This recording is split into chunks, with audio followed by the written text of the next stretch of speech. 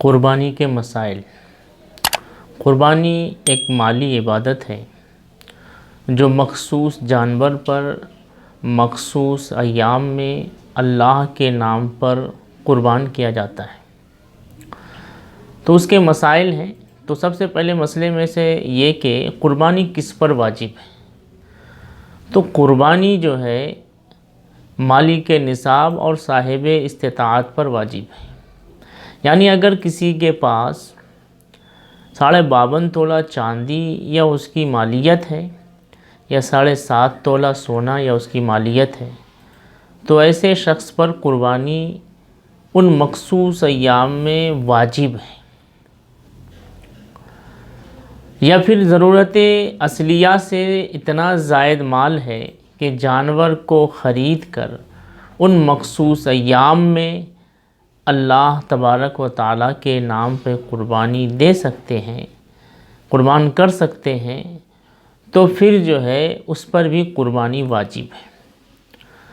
پھر اس کے بعد ضروری یہ ہے کہ عاقل، بالغ، مسلمان اور مقیم پر، مسافر پر قربانی واجب نہیں ہے۔ اگر کوئی شخص ان مخصوص ایام میں، جس مخصوص ایام میں قربانی دی جاتی ہے، اگر کوئی مسافر ہے تو اس پر قربانی نہیں ہے، البتہ اگر وہ ادا کر دے تو بھی ادا ہو جائے گا۔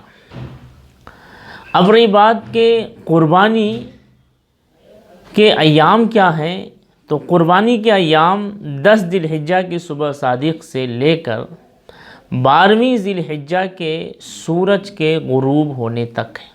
یعنی 3 ایام، 3 دن قربانی کی جاتی ہے۔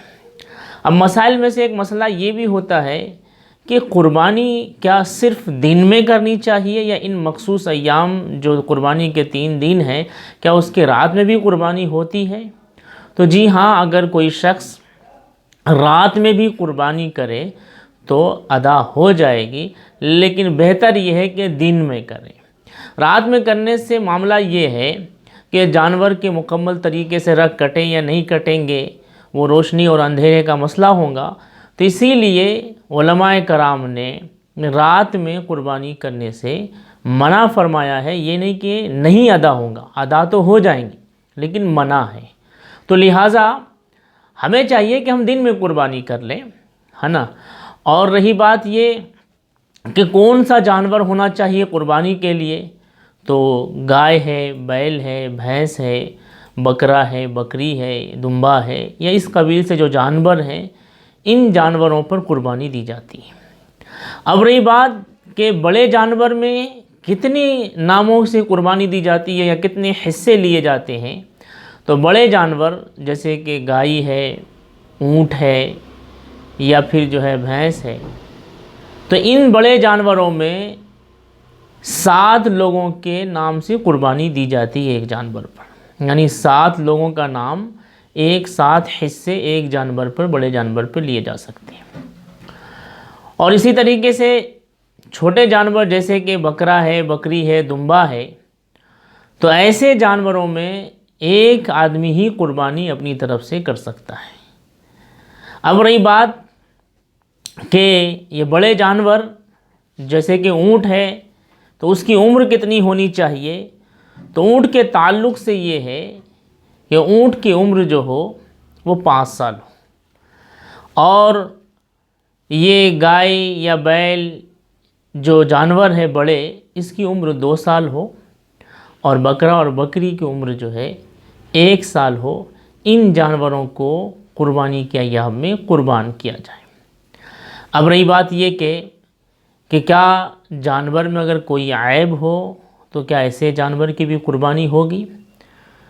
تو کہتے ہیں کہ جی نہیں، اگر ایسا جانور ہو جو عیب دار ہو، عیب دار سے مراد کہ ننگڑا ہو، اندھا ہو، یا اس کی دم کٹی ہوئی ہو، اس کے سینگ ٹوٹے ہوئے ہو، یا پھر کان کٹے ہوئے ہو، یا اتنا زخم ہو جس سے خون بہتا ہو، یا زخم تازہ ہو اور دور سے زخم دکھتا ہو، تو ایسے جانور عیب دار ہیں، ایسے جانور کی قربانی نہیں کرنی چاہیے۔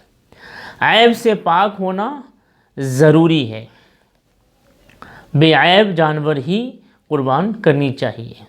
اب رہی بات کہ اگر کوئی جانور ایسا ہے کہ جس کے جو ہے پہلے ہی سے سینگ نہیں نکلے ہوں تو وہ عیب دار نہیں ہے، اور ننگڑا ایسا ہو کہ وہ جانور اپنی جگہ سے چل کر ذبح کرنے کی جگہ تک بھی نہ آ سکے، ننگڑا رہا ہو، یعنی جس کو دیکھ کر عیب سمجھ میں آئے، ایسے جانور کی قربانی نہیں کی جائے گی۔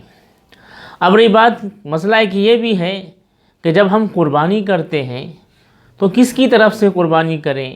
کیا ہم اپنے پہلے مرحومین کے نام سے قربانی کریں، یا اپنے نام سے قربانی کریں، یا کسی عظیم اور بزرگ ہستی کے نام کی طرف سے قربانی کریں؟ تو اس تعلق سے ہمارے کئی احباب خطا پر ہیں اور غلطی کرتے ہیں۔ دیکھیے، جس پر جو عبادت واجب اور فرض ہوتی ہے وہ عبادت پہلے وہ ادا کرے۔ تو قربانی سب سے پہلے ہر مالک نصاب اور مالک استطاعت پر فرض ہے، واجب ہے، تو وہ پہلے اپنی طرف سے ادا کرے، اور اگر پھر اس کے بعد اللہ تبارک و تعالیٰ نے ان کو اتنا مال و دولت دیا ہے تو پھر وہ جس کے نام سے چاہیں، جس کے سے چاہیں وہ قربانی ادا کر سکتے ہیں۔ اب رہی بات کہ اگر مرحومین کے نام سے قربانی دیا جائے تو کیا اس گوشت کو اہل گھر یعنی قربانی کرنے والے بھی استعمال کر سکتے ہیں؟ تو علماء نے، فقہاء نے یہ فرمایا کہ اگر مرحومین کے نام سے قربانی دی جائے تو اس گوشت کو گھر والے استعمال نہ کریں بلکہ غربا و مساکین میں تقسیم کر دیں۔ تو قربانی کے یہ چند مسائل تھے جو میں نے آپ سب کے سامنے عرض کیا۔